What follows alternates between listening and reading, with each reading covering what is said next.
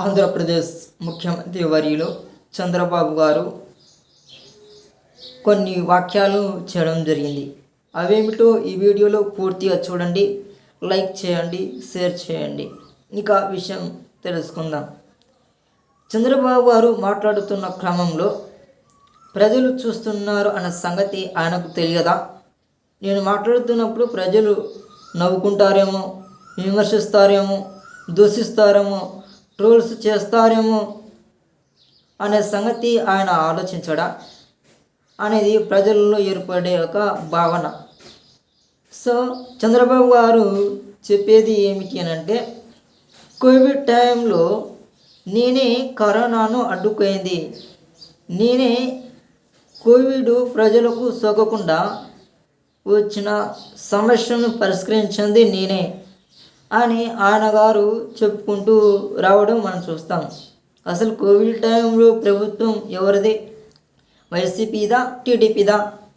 జగన్ గారు కష్టకాలం మందు కోవిడ్ టైంలో కూడా ఆయన హామీలు నెరవేరుస్తూ రావడం ఇది ఎంతో గొప్ప పని, ఇది ఎంతో గొప్ప ఆశ్చర్యం. సెంట్రల్ గవర్నమెంట్ కూడా ఎంతో పొగిడింది, ప్రశంసలు చేసినట్లు మనం చూస్తాం.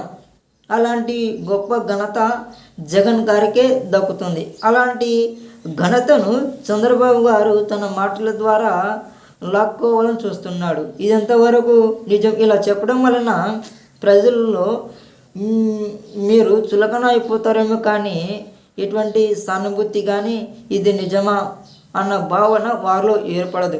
కాబట్టి చంద్రబాబు గారు చేయవలసుకున్నది ఏమిటంటే, మీ పని నిర్భయంగా చేయండి. మీరు ఏదైతే ప్రజలకు చేయాలనుకుంటున్నారో, ఏదైతే చెప్పి చేయాలనుకుంటున్నారో అది చేయడానికి ప్రయత్నం చేయండి. సాధ్యమైనంత వరకు సంక్షేమ పథకాలు అందించడంలో, అలాగే రాష్ట్రాన్ని అభివృద్ధి చేయడంలో మీ వంతుగా కృషి చేయడానికి ప్రయత్నం చేయండి. వ్యవస్థలను చక్కబెట్టండి. అంతేకాని చెయ్యని విషయాలు నేనే చేశాను, నేనే టెక్నాలజీ కనుగొన్నాను, నేనే ఈ వ్యవస్థలను కనిపెట్టాను, ఇంకా కోవిడ్ను రాకుండా చేశాను, కోవిడ్ని కంట్రోల్ చేసింది నేనే అని ఇలా చెప్పడము సరికాదు. జగన్ ప్రభుత్వంలో కోవిడ్ టైంలో వాలంటీర్ వ్యవస్థ ద్వారా ఎంతగా సేవ చేశారో రాష్ట్ర ప్రజలందరికీ తెలిసిన విషయమే. వాలంటీర్ సేవలు పొందుకున్నటువంటి ప్రజలు కూడా సాక్ష్యం ఇస్తారు.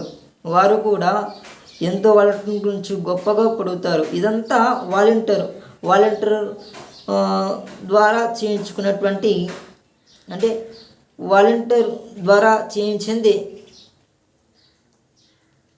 ప్రభుత్వం, ఏపీ ప్రభుత్వం. కాబట్టి ప్రభుత్వాలకే ఘనత రావాలి. కాబట్టి చంద్రబాబు గారు మీ యొక్క డ్యూటీ మీరు చేయండి, మీ పాలన మీరు చేయాలని, ఇలాంటి మాటలు మాట్లాడి ప్రజల్లో మీరు చులకన కాకూడదని నా యొక్క అభిప్రాయాన్ని వ్యక్తం చేస్తున్నాను.